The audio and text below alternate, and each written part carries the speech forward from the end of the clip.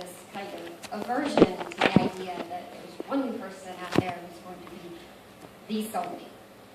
So when I started looking for poems for this, I thought, okay, let's explore a little bit and see what I have that fits it. But I also got inspired to write a poem called Soulmate Search. I'm going to start with that one.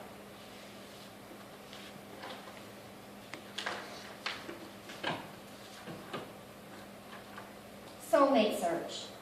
I search for my soulmate in the eyes of far too many souls, looking for that perfect person to complete me, to make me feel real, to make life feel less temporary. Thought I found that soulmate once or twice. I kissed so many lips, trying to find the perfect match for mine, to light up my heart, to lift my soul, to make me feel whole. I looked for myself, convinced myself I found my soul's kiss a few times, in other people's image of me, to be loved, to discover acceptance, to be seen. Thought I found the right reflection a couple of times. I searched for my soulmate, every place but the one place where she'd always resided. The day I turned my gaze inward, embraced the truth of my core, released my need to mold myself to people's image of me, I closed my eyes to what never reflected back from another, saw within my soul the reality. No one could complete me except me.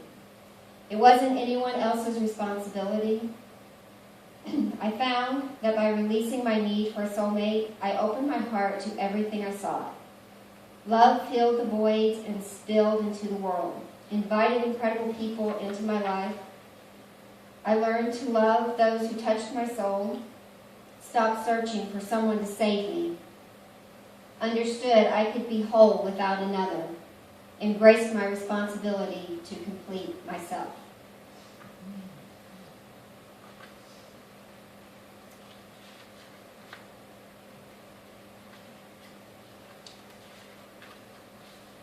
From there, we're going to move into love of my life. Another one of my not-so-favorite phrases. Phrases like, love of my life, bring my eyes to a roll every time I hear them. They're so contrived, they're so cliche. Whispered against my ear, the words usually indicated the end was near. Failure was imminent, public declarations of such absolutes ring especially false to my jaded ears, like someone trying too hard to convince the world, or at least someone, of a desired truth rather than reality. Call me cynical, I'll wear it proudly. Just don't call me the love of your life. Declarations such as love of my life just aren't necessary. That kind of love never needs declared. It is obvious, unmistakable in every action, in every interaction, in every look exchanged, in life lived. To anyone who looks, there is no doubt. I have loved, I have lived, and every time I felt the need to declare the love of my life, it's always been because the love was slipping out of my life. And I was desperate to hang on, and that's not the love of one's life. I doubt if it's even love. Desperation and need, perhaps even fear, lead us down paths to deceive ourselves that love is something it isn't. One doesn't betray, one doesn't deceive, one doesn't manipulate, one doesn't reach for someone else when with the love of one's life. And in all honesty, if you tell every love they're the love of your life, that sounds more like wishful thinking than reality. By the time you reach the third or fourth or fifth love of your life, maybe it's time to rethink the application of the phrase. Maybe it's time to just say, I love you today, and leave it at that.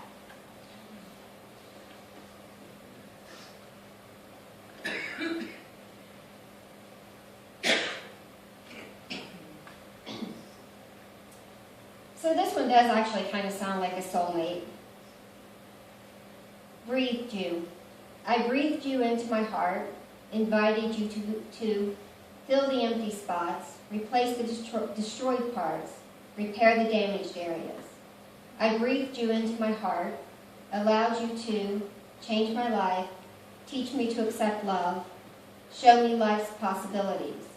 I breathed you into my heart, trusted you to cherish me, accept all of me, the lovable and the despicable, hold my heart with tenderness. I breathed you into my heart, welcomed your comforting embrace, insightful perspective, loving attentiveness. I breathed you into my heart, where you took up residence, gave me hope, drove away my past, claimed your hold. I breathed you into my heart, where you remain, reminding me of happy moments, taunting me with our mistakes, driving me to fantasize possibilities. I breathed you into my heart, where you linger still, where you refuse to leave, where I hold you with all my strength. I breathed you into my heart.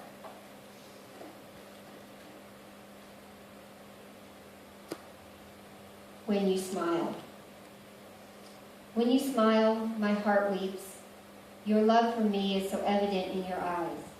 I ache remembering harsh words we've exchanged, moments of hurtful behavior, flashes of hateful silence.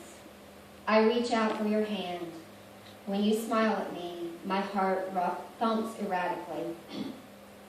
Your acceptance of me is so evident in your eyes. I rejoice remembering expressions of love we've shared, happy moments we've experienced together, stretches of comfortable silence. When you smile, love fills my heart. Your dedication to me shines in your eyes for all the times we've forgiven, when it would have been easier to leave, and all the times we've held each other until the pain subsided, and all the times we've listened and actually heard just what the other needed.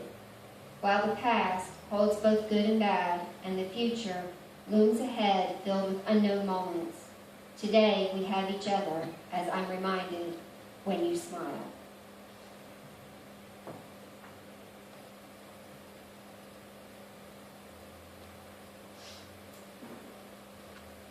Sweet, seductive strings.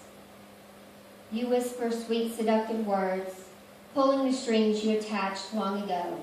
Memories of your embrace stretch those strings. The distance between us matters not. As you pull first one string and then the next, making my body, my heart, my mind dance to the rhythm of our sweet, seductive whisper. I pull against those strings, fighting to stand on my own, longing to free myself from the memory, struggling to break those strings. The strings bounce back, strong, taut, ever resilient. I feel your gentle manipulation of those strings.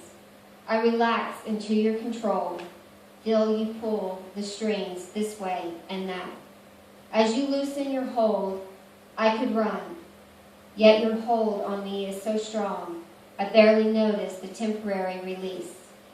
Before you reassert your control with a pull on those strings, as I greedily engorge on, as I readily surrender to your whisper of sweet, seductive words, pulling on those strings you attached long ago.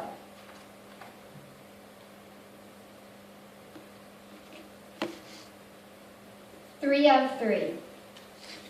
Would you love me still if you could hear my thoughts when they're at their darkest, when they're at their meanest, when they can't find love anywhere? If you felt my inner conflict, my need to be strong and independent, my fear of being controlled, my desire to control. Would you want me still if you knew all my desires, even the risque ones, even the ones I don't admit to myself, even the ones I only want to fantasize? If my every thought and desire was on display, I show you all of me I understand. But sometimes a part of me appears that I don't recognize. Then I pull away. Would you need me still if you knew the depths of my selfishness? Sometimes I care more about my happiness than anything. Sometimes I really do want life to revolve around me. Sometimes I long to strike out against anything that impedes me. If I told you about the unfamiliar bits of me that appear uninvited, are they real or just fleeting thoughts? How much can you handle? If you still need me, want me, love me, knowing all of me, and knowing there's a part of me I keep hidden inside, I'll give you my heart, my body, and my soul. If you'll give me room to understand myself, because 3 out of 3 wins every time.